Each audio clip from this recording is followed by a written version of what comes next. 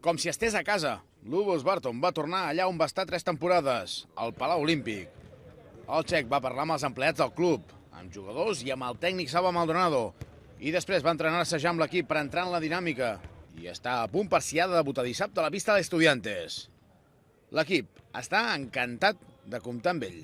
Jo crec que la gent el coneix, és un jugador molt experimentat, que ens pot ajudar moltíssim tant als joves com a l'equip. Està clar que el Lugo està tingut una trajectòria molt bona, un jugador que ha estat a grans equips i ha guanyat grans coses, i el respecte se'l mereix i més. A mi personalment també m'encanta com a jugador i segur que ens aportarà moltes coses. Creo que ens ajudarà, ens ajudarà a ser més competitius. És un jugador que ja no se l'ha fet bé, també pot jugar, és un 3 però també pot jugar de 4.